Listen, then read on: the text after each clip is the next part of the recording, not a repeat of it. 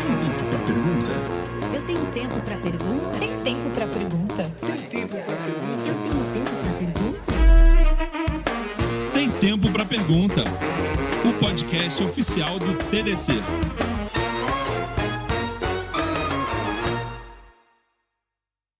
Olá, estamos de volta com mais um Tem Tempo para Pergunta, o podcast oficial do TDC.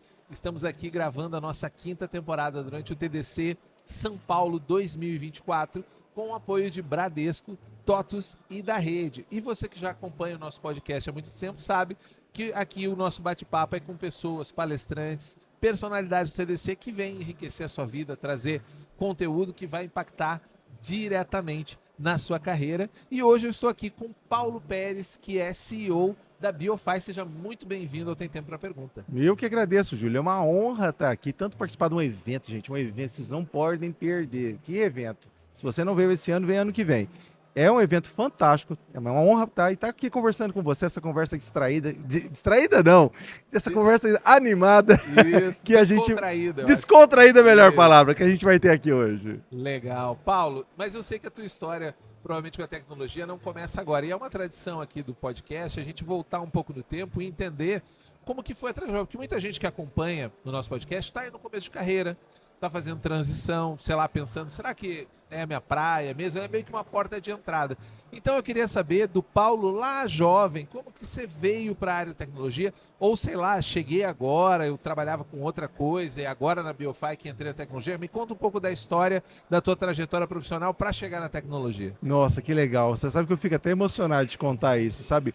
Eu sou um nerd velho. Aí você fala, como assim um nerd velho, né? Hoje em dia a gente pegar alguém de 13 anos mexendo com computação é super normal. No meu tempo não era. Pra você ter uma ideia, eu nasci em 1970. Eu comecei a mexer com computação em 83. Cara, e eu apaixonei. Eu falei, é isso que eu quero pra minha vida e eu nunca vou largar isso. E até hoje eu vivo isso. E aí, Em 83 ainda era COBOL. Não, você sabe que você perguntou isso, né? Só falando rapidamente, eu fiz 2 graduações ao mesmo tempo. No meu tempo não existia engenharia da computação e eu queria entender de hardware e software. Então eu fiz engenharia elétrica e simultaneamente eu fiz ciência da computação. Formei nas duas, bem louco, fiz 2 vezes cálculo, 2 vezes geometria analítica. E logo em seguida eu comecei a dar aulas. Naquela época eu precisava ter mestrado para dar aula, já fui convidado a dar aula, passei no concurso, inclusive. E aí, sabe qual uma das matérias, a primeira matéria que eu dei aula? COBOL. Eu dei aula de tudo quanto é coisa que você puder imaginar. Tá? Dentre elas, COBOL. Então era COBOL, era fita magnética, ainda existia um pouquinho de cartão perfurado. Então exatamente eu sou dessa época. Né? E eu lembro muito bem disso. E assim, o mais legal do que lembrar é a gente acompanhar a evolução que houve ao longo de todo esse tempo. Né? Até comentando, depois eu fiz mestrado, fiz doutorado em computação. Meu mestrado foi em IA. Olha que coisa, né? Foi em IA com ênfase em redes, né? Foi em 1994, tá? Provando que IA não chegou agora. Provando... Não, você que me assiste, que acha que IA nasceu ano passado, está redondamente enganado. IA já existe faz muito tempo, inclusive aí muito antes do Paulo, muito antes de 94. Sim. 94 foi quando de verdade começou a ter o boom das redes neurais artificiais, que hoje a gente tanto fala, né? LLM são tipos de redes neurais artificiais, tá? As linguagens que a gente fala, o ChatGPT vem disso. Tá? Em 94, você tem uma ideia, eu publiquei artigos, né, que eu criei, para você ter uma ideia, um jogo de damas inteligente que aprendia com você, os seus movimentos, chegava ao ponto de ele acertar 70% dos seus jogos. Olha que coisa louca. Em 94. Óbvio, hoje o hardware evoluiu, tudo evoluiu. A infraestrutura é outra. É outra. Então, aqueles algoritmos que levavam um dia para treinar, agora você treina em segundos. Né? Então, assim, resumindo a história do Paulo, passei por várias empresas, tenho orgulho de dizer que tenho muitos amigos e uma história divertida, eu gosto de usar essa expressão, né, para não dizer desafiadora, né? Até que recentemente, há cerca de 2 anos, eu com alguns amigos, fundei a BioFi. A BioFi, na verdade, né, é uma spin-off de uma outra empresa, e eu vim para fundar, ser CEO, um dos líderes que está botando a moçada aí para se divertir também. Legal. E eu quero aproveitar que sempre que vem um professor aqui, eu faço essa pergunta.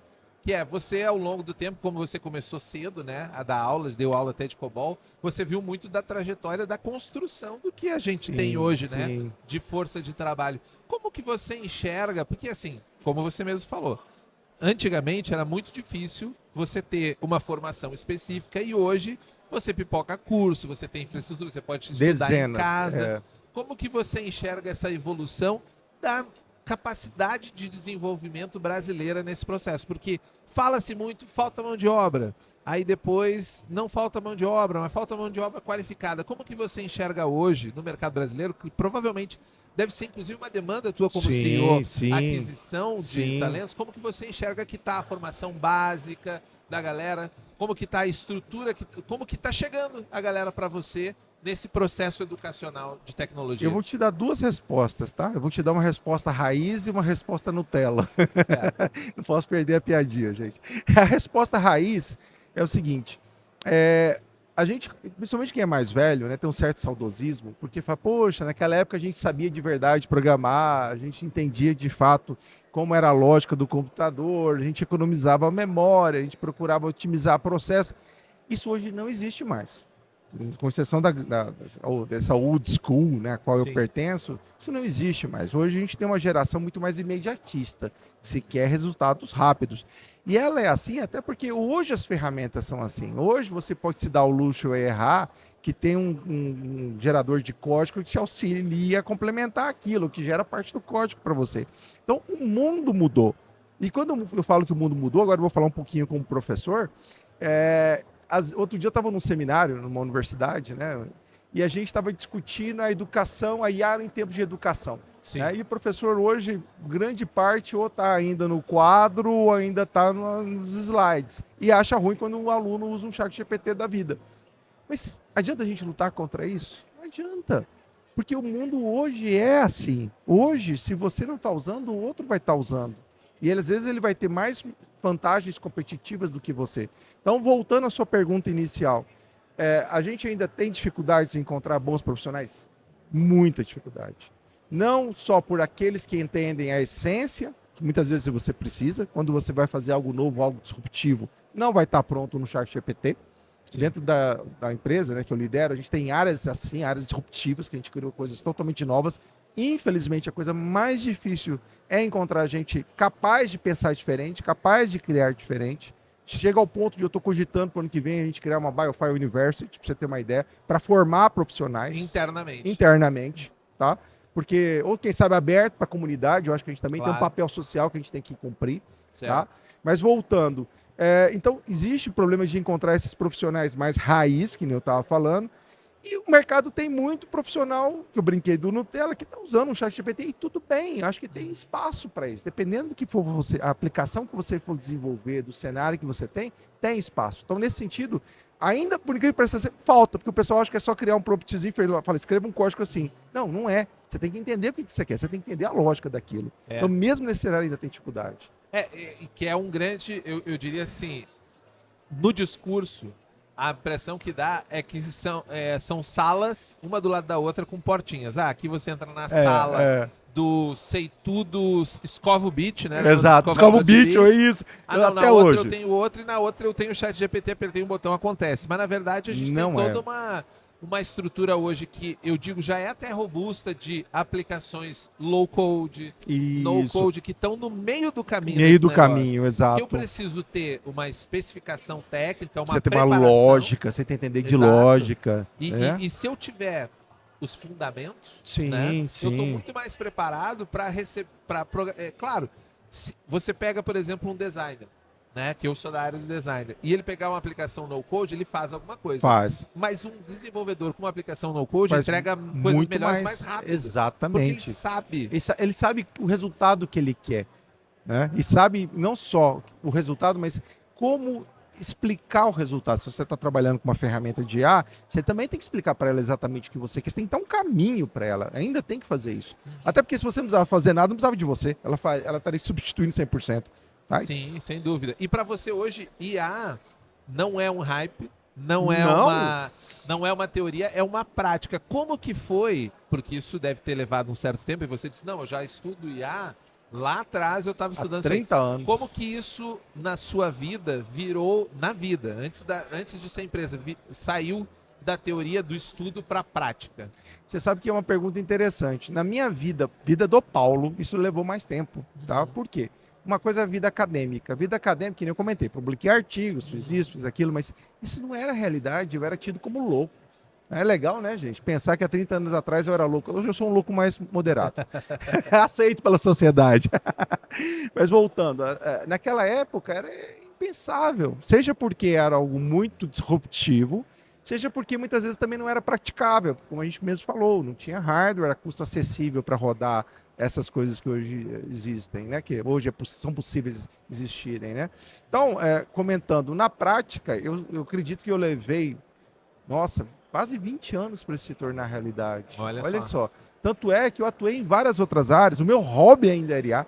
Em casa eu brincava, eu falo que eu brincava porque eu me divertia, é uma paixão, eu brincava disso. Pra você ter uma ideia, eu tenho amigos na NVIDIA, né? Eu brinco que eu sou a maior pessoa física que tem GPU no Brasil, eu tenho 39 GPUs. Olha só. A penúltima eu comprei na própria NVIDIA, no evento GTC que teve, eu estava lá, fui na lojinha, comprei uma 4090, tá? Então assim, mas é porque é meu hobby, mas eu mantive o meu hobby brincando, desenvolvendo meus algoritmos loucos e tal. Um dia a gente pode falar disso, se a gente tiver oportunidade. Mas o mundo real, a prática levou muitos anos, levou 20 anos para chegar nisso. E hoje é uma febre, e quando eu falo febre, desculpa, não é febre, é uma realidade. Sim. Inclusive que não só faz parte das nossas vidas presentes, como vai fazer parte da nossa vida futura. E quem estiver fora dessa vai perder uma revolução tão grande quanto a eletricidade, por exemplo. Sim, eu até peguei essa pergunta porque eu penso que tem muita gente que chega agora e chega um pouco na filosofia do eu vendia churros. Eu até brinquei já. Agora eu tenho que vender churros com IA. O que a IA faz no meu churros? Não interessa. Ela tem que ter IA, né? Tem que ter IA. E eu acho que na tua fundação da tua empresa, pelo que eu pude ver lá, ela já nasceu com objetivos práticos e claros de transformar isso em solução de problemas. Exato. Eu vou primeiro que bom você comentar isso. A gente não vende churros com IA. Eu acho que talvez a gente venha vender IA com churros. Pode ser. Porque hoje em dia, se você pegar qualquer empresa que existe, ela fala que, eu sou IA. Um IFDNL se virou IA, né? Uma estrutura básica virou IA. Sendo que, na verdade, é muito mais como você falou, porque o modismo, um marketismo, entre aspas, né? É mais um posicionamento que muitas vezes uma realidade. A gente, até pelo meu histórico, pela minha vida, pela minha crença, eu até às vezes me coloco como um pregador da IA, né? Por eu acreditar nisso, né? Pela vida que eu tive, a gente nasceu com isso no core, nasceu com isso no nosso DNA, na nossa essência. E a gente leva isso muito além do ChatGPT. Vou te dar um exemplo. Quem aqui na vida não teve uma infecção, não teve que ir para um hospital tratar, ou às vezes ir no médico procurar um antibiótico para tomar? Todo mundo. Sim. Quantas pessoas não morrem disso? Quantas pessoas na época da Covid morreram não por conta da Covid, mas por conta de uma infecção oportunista que aproveitou que você estava debilitado, foi lá, pegou seu pulmão e você morreu de uma pneumonia. Eu, há 3 semanas atrás, inclusive, estava tomando antibiótico que é contra H1N1. Olha aí. Tá? E olha que coisa impressionante. E o grande problema é que a saúde que a gente tem hoje, ela não evoluiu na mesma velocidade que, por exemplo, as bactérias evoluíram, que a sociedade evoluiu. E porque, como você, a bactéria evolui? Sim. Cara, a bactéria, inclusive, a bactéria e o vírus são os que estão ganhando a corrida. Então, porque eles são mutantes e eles estão o tempo todo tendo mutações que estão mudando. Eles estão se tornando resistentes aos antibióticos. Pra você ter uma ideia, a penicilina, quando ela foi inventada na década de 40, se não me engano, levou 20 anos para poder surgir uma bactéria resistente à penicilina. Os últimos antibióticos não levou 1 ano para a bactéria. Aí você fala, e o que isso tem a ver com a BioFi, né, com a BioFi? A gente criou uma solução justamente endereçando essa necessidade, como é necessidade minha, sua, de todos nós. A gente hoje existe uma coisa que a gente chama de sequenciamento genético de 4ª geração. Certo. É um sequenciador genético desse tamanho, pessoal. Olha que coisa incrível. Tá, um modelo menor, é muito pequeno, que num tempo muito curto eu consigo pegar uma amostra do seu sangue, sequenciar o DNA que tem ali, e aí entra o que a gente desenvolveu. A gente olha aquelas letrinhas, sopinhas de letrinhas de DNA, né, os aminoácidos, identifica que bactéria que tem lá. Uma vez que a gente identificou, a gente olha o DNA dela e vê a resistência que ela tem a quais antibióticos, se tem resistência. Então, sei lá, ela tem resistência, você tem um exemplo, uma Staphylococcus, e ela tem resistência à azitromicina, tá? A gente fala no fim, por isso que a gente chama isso de recommender, olha, você está com Staphylococcus, tome, por exemplo, uma ciprofloxacina, porque essa bactéria é resistente a outro antibiótico. Entendi. E você sabe em quanto tempo a gente faz isso? Em 4 horas. Você tem uma ideia, o processo, o exame convencional, que a gente chama de antibiograma, ele leva 5 dias. 5 dias, se você está com uma gripe, tudo bem, você não vai morrer em 5 dias. Mas imagina você no hospital, numa UTI, você morreu. Então, Sim. e eu falo, inclusive, que hoje isso tudo usando IA. É um outro tipo de IA. Então, até ia te perguntar sobre, na prática, essa IA está indo lá, capturando esse dado e confrontando ele com uma base gigantesca. Sim, ela pra foi fazer treinada com 75 terabytes de samples, né? De isso. Quanto amostras. tempo ela Nossa, demorou o nós treino? levamos mais de 3 meses treinando 3 ela. meses para treinar esse modelo. Exatamente. Ela foi bastante. E olha que usando GPUs E ele é relativamente potentes. baseado, ele é um modelo de vocês ou ele é baseado em Não, um ele é um desses? modelo nosso. É um modelo de Nossa. vocês, que legal. Eu tenho bastante orgulho, assim, até pelas minhas raízes de professor, de pesquisador, né? A gente investe bastante em pesquisa. Que legal. A pessoa que lidera essa área, Sérgio, se você estiver me vendo, um abraço, ó, você está de parabéns. O Célio, que ele lidera esse time, ele fez 2 pós-docs. O primeiro pós-doc dele foi quando justamente ele criou um primeiro algoritmo que deu origem ao que a gente está usando hoje, tá? Que ele patenteou 1 milhão de novos antibióticos, para você ter uma ideia. Tá? A gente, obviamente, pegou isso, ele liderando um time, a gente criou uma versão mais avançada, que é essa que a gente está utilizando, mas é nosso. Que legal. Tá? Que bacana. E aí eu gosto de citar esse exemplo, é uma das coisas que a gente tem investido e trabalhado muito, por 2 motivos. Primeiro, para provar, aí voltando ao que você falou, nós, Brasil, somos capazes. Eu acredito muito Sim. nisso. Nós temos universidades competentes, profissionais competentes, nós temos capacidade de inovar e de fazer diferente. Segundo, a IA vai muito mais além do que um ChatGPT. Tá? Sem dúvida. E o terceiro, que aí é o que nos guia, propósito. Nós queremos salvar vidas. Isso é mais importante do que qualquer outra coisa. Legal. Tá? E como que você enxerga assim? Porque agora, claro, você está aí trabalhando com isso há muito tempo. Nossa, fiquei muito velho agora. Não, porque Tô brincando, em Júlio. termos de tecnologia... Sim, 30 anos é um século. A gente estava falando aqui antes, em outro episódio, 15 anos. 15 anos para a pessoa que está chegando agora. Daqui 15 anos. Mas para quem viveu esses 15 anos sabe que isso... Quanta coisa já mudou, né? Nossa, tudo. O iPhone não fez 20 anos ainda. Exato, né? exato. Você ter que 30 anos é Muita tempo. coisa. Muita coisa aconteceu de lá para cá. Como que você enxerga agora o público em geral, na medida que essa tecnologia foi para a borda, virou magia, né? Porque a tecnologia virou magia, você apertou 2 botões, alguma coisa aconteceu, ela vira magia e o público não está tão interessado no que vem por trás, né?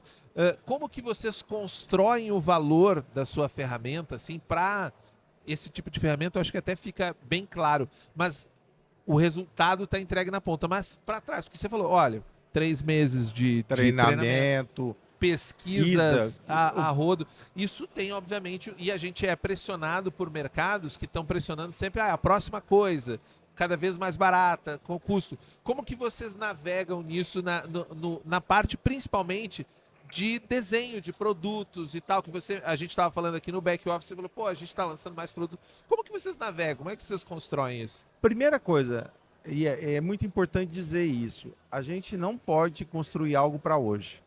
Se a gente for construir algo para hoje, a gente já morreu, tá? Porque já existe alguém que fez, tá? E mesmo se você falar, vou fazer para amanhã, tem alguém que está fazendo também. Então nós temos que fazer para depois de amanhã. Sim. Quando a gente começou esse projeto, já faz quase 1 ano, para você ter uma ideia, tá? A gente começou pensando, primeiro, qual que é o futuro? Né? A gente tentou exercitar isso. Eu me baseei em várias coisas para ter uma visão de futuro. Eu me baseei, por exemplo, num discurso que o Jensen, né, que é o presidente, né, CEO da NVIDIA, fez vários meses atrás, né, no ano passado, inclusive ele falou isso. Esse ano ele voltou a repetir no Fórum Econômico Mundial, que o futuro está em Life Science. Tá? Então, o futuro está na nossa vida. Tá? Por mais que a tecnologia se evolua, ela tem que existir para a nossa vida, tá? Poxa, vida. Então vamos falar de vida. Nós somos uma empresa, como o nome diz, bio, uma empresa focada em vida. O que na vida a gente pode de fato contribuir? Aí a gente procurou endereçar problemas não resolvidos. Você tem uma ideia, que nós somos a primeira empresa do mundo a ter esse tipo de tecnologia. Não é a primeira empresa brasileira, é a primeira empresa do mundo a ter esse tipo de tecnologia. Fantástico. Esse é um problema não resolvido. Podemos resolver? Sim. Acreditamos que podemos resolver. O que precisamos? Precisamos disso, de pessoas, de recursos, etc. Vamos, e fomos. Podia errar? Podia. Podia fracassar, não dar certo? Podia. Mas se eu não tentasse, com certeza eu já iria fracassar. Então, aí entra uma coisa que eu, Paulo, acredito muito. Eu e procuro que todo o meu time pense assim, a gente não tem medo de falhar. Porque grandes conquistas dependem disso. Tá? E Bacana. é isso que a gente tem colocado em prática o tempo todo.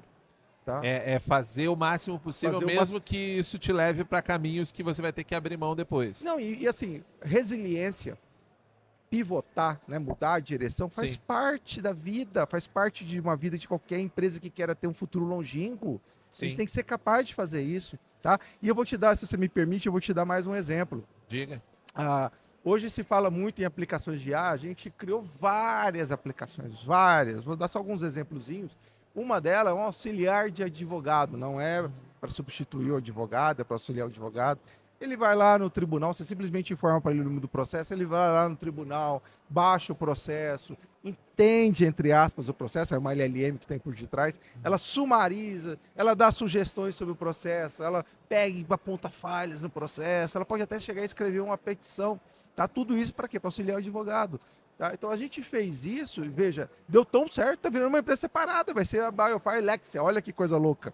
Interessante. Mas é uma aplicação e é uma aplicação dessas coisas que hoje todo mundo vê só como um prompt. E essa própria aplicação que você treinou para fazer uma leitura, né, para fazer essa comparação de DNA em cima de bancos de dados robustos, ela pode atuar em outras partes Mas também. Tem com outros cases certeza. possíveis, por exemplo, na agricultura, nas plantas, animais. Olha, eu vou te dar alguns cases muito legais de agricultura, tá? Primeiro, a questão que hoje a gente fala muito em agricultura regenerativa, a gente fala muito em ESG. O Brasil, gente, para quem não sabe, é um dos países mais verdes do mundo. Primeiro que a gente tem uma matriz energética verde. Enquanto todo mundo está queimando carvão, queimando petróleo para produzir energia, a gente usa energia hidrelétrica e cresceu muito a matriz da energia fotovoltaica e eólica. A própria agricultura nossa, a gente sequestra muito carbono. Você fala, mas tem desmatamento, mas ao mesmo tempo depois sequestra carbono e o desmatamento cada vez tem diminuído. Temos que resolver uns problemas de queimada. Não, aí é outro problema. problema. E não vamos nem entrar na questão se existe, sei lá, vertentes criminosas por Sim. trás disso ou não, que aí é um papo que vai dar muita polêmica, né? Mas de qualquer forma, hoje existe uma preocupação dos grandes grupos agrícolas brasileiros, porque se eles não aderirem a isso, eles não vão conseguir exportar. Porque uma comunidade europeia não vai comprar quem não for ESG. Os padrões de exigência estão crescendo, O né? mundo mudou. O mundo mudou. Existe uma conscientização global muito maior. E nessa direção, nós criamos soluções para isso também. Porque existe um problema, existe uma demanda. Pra você Sim. tem uma ideia, hoje existe uma empresa do grupo, o grupo ao qual a gente é associado, que ele produz biodefensivos. Em vez de eu utilizar um produto químico para matar uma lagarta, eu uso uma bactéria ou um fungo que ela vai lá, contamina a lagarta, mata uma lagarta. Não agride a natureza, não me agride, custa 10 vezes mais barato que um produto químico. Sim. O produtor pode produzir E não é um material intoxicado. Não, que vai e a afetar gente desenvolveu toda a tecnologia por detrás disso. A gente desenvolveu o hardware, a gente desenvolveu o software, a gente desenvolveu uma IA que controla o processo de produção, tentando maximizar os resultados de desenvolvimento da bactéria. E aí, voltando para a agricultura, eu vou te dar um outro exemplo, que é o próximo passo que está relacionado do genoma. Hoje, a gente pode projetar bactérias, Júlio. Como assim eu vou projetar uma bactéria? É que a gente normalmente associa bactéria a coisa do mal. Mas existem bactérias boas. Por exemplo, o seu organismo meu Sim. está cheio de bactérias que estão lá digerindo Tem uma alimento. flora intestinal. Uma flora intestinal. Tanto é que quando você fica doente hoje, o médico não te manda mais tomar um remédio para prender o intestino. Ele te manda tomar um remédio, tipo, não vou fazer propaganda, mas o Floratil. O Floratil que vai recompor a sua flora intestinal. É uma simbiose entre nós e bactérias. Então, onde que eu estou querendo chegar na agricultura? Hoje você pode fazer o design do DNA de bactérias do bem. Bactérias que vão lá se prender à raiz de uma soja para capturar nitrogênio e aumentar a produtividade. Bactérias que vão, que nem esse exemplo, produzir uma toxina que vai matar uma lagarta. E por aí vai. Tá? Então, hoje, assim que eu comentei da parte de sequenciamento de DNA, hoje, e a gente tem uma área disso, isso ainda é investimento, eu não tenho um produto ainda, mas nós estamos investindo. É pesquisa. É pesquisa, mas eu já estou olhando daqui a 1, 2 anos, a gente ter algo para entregar. Nós estamos trabalhando em projetar novas proteínas para colocar dentro de uma bactéria, para essa bactéria secretar algo bom, algo benéfico. Igual hoje existe bactéria que produz insulina. Antigamente, insulina era caro, era complexo, porque você tinha que pegar de um animal, de um ser morto, um ser humano morto, e poder processar para a gente utilizar. Hoje não, tem bactérias que produzem insulina. Por que eu não posso fazer novas bactérias fazendo coisas boas? E nós estamos investindo nisso. Bacana. Tá. Você falou duas coisas que eu acho que são pontos bem relevantes dentro da nossa conversa, que você falou sobre, eu não quero acabar com o advogado, eu quero auxiliar o advogado. Sim. Como que você enxerga esse impacto no mercado, sendo que você,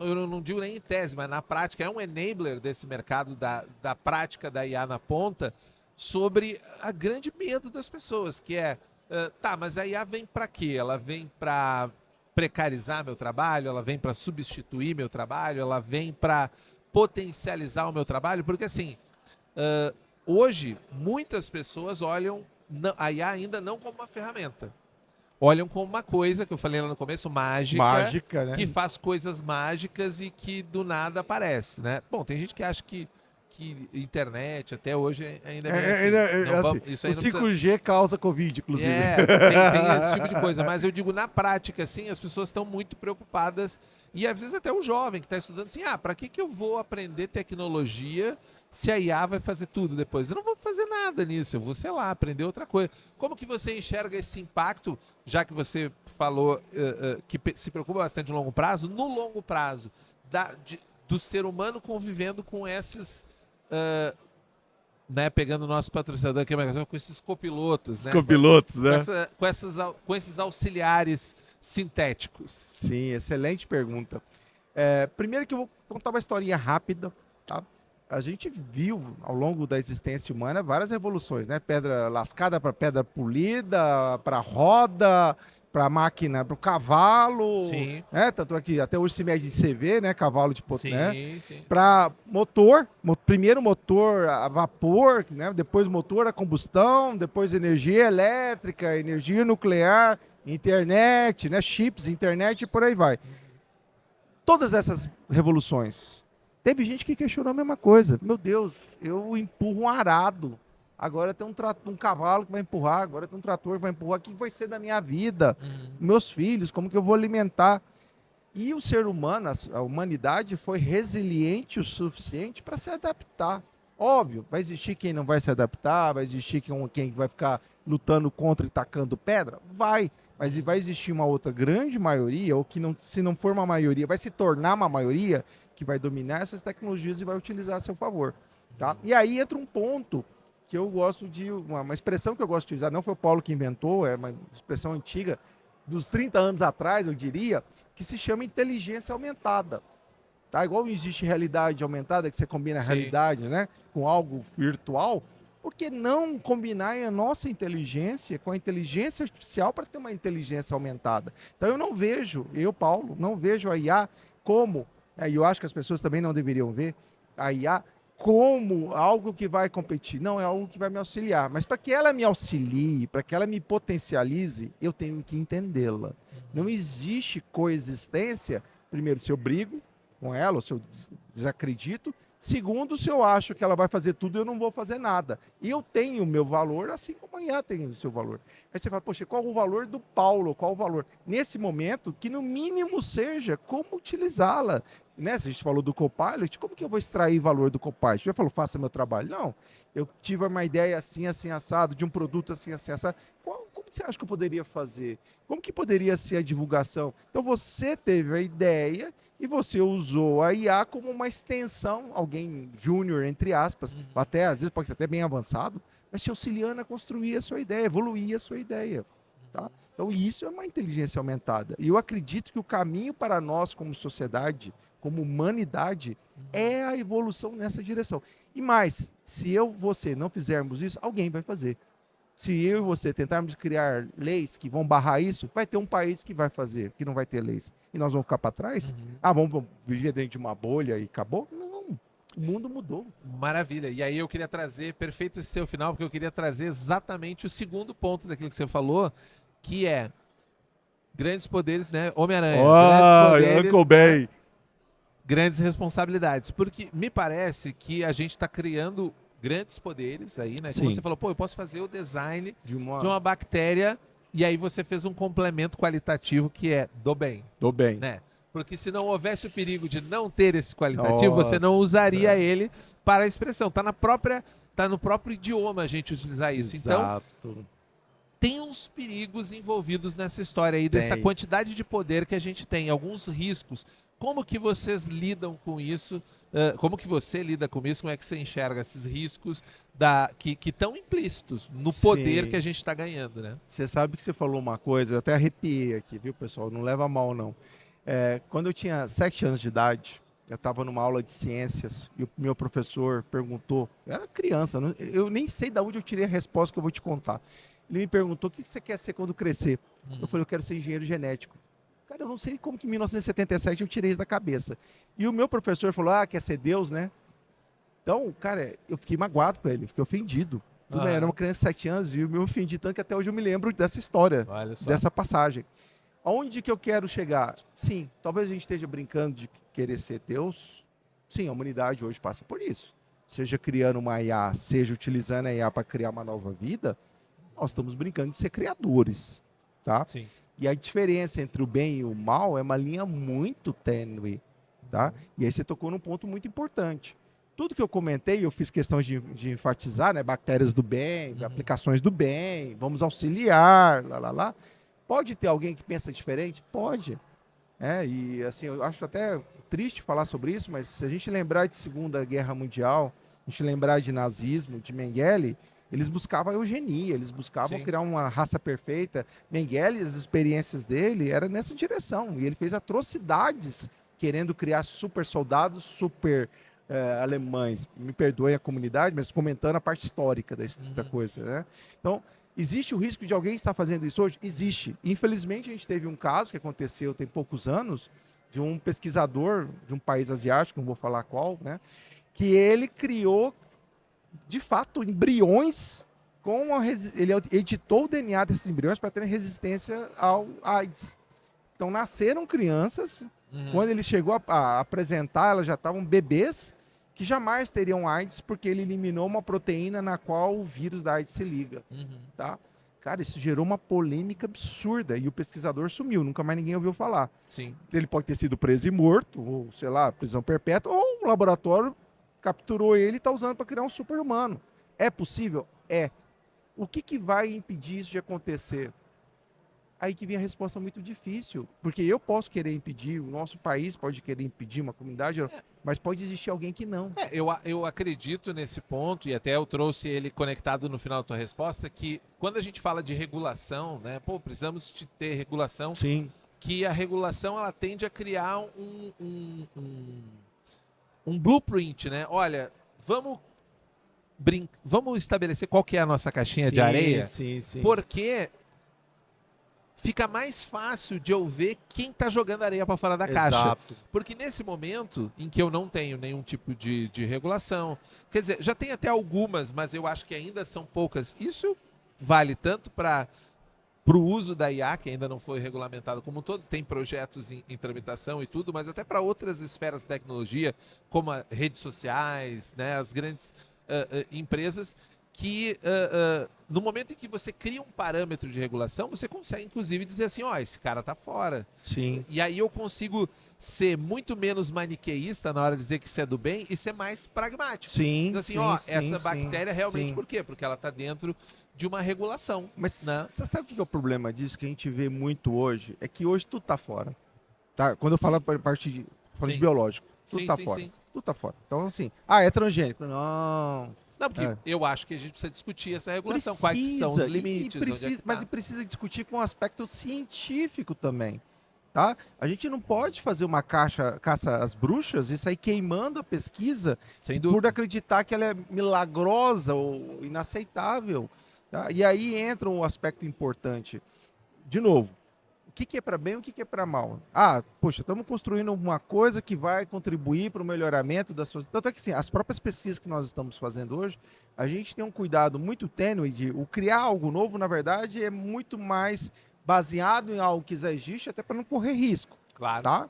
Isso é importante dizer. Porque são altos riscos. São altos riscos. Tá? Então a gente não sai simplesmente brincando de vou trocar 2 aminoácidos e ver que. Não. Inclusive, aí eu aproveito para comentar. Aí entra a IA fortemente. Por exemplo, a própria NVIDIA tem um framework, chama Bionimo, que a gente utiliza. Ele pega qualquer proteína que você criar e ele pode não só modelar 3D a proteína, como tem extensões para você ver onde essa proteína adere, por exemplo, no corpo humano, para você ver efeitos colaterais. Esse framework tem trazido a pesquisa de novas drogas de 10 anos para 1 ano. A parte de... Porque em vez de você testar 1 milhão de drogas, você vai testar 10, porque as outras 999.990 foram excluídas pelo modelo de Pelo IA. refinamento que ela entregou. Então, assim, é óbvio, a gente não vai se poupado de fazer testes, etc. Mas eu não tenho mais que testar 1 milhão, tá? Mas voltando à regulamentação que a gente estava falando, então, mesmo isso tem que ser pensado. E mais, a gente tem que ser open-minded. Porque se a gente for muito conservador e muito minha caixinha de areia baseada só no que eu sei, no que eu acredito, né? A gente está sendo restritivo, a gente está sendo medieval. Sem dúvida, a gente tem que amplificar a discussão.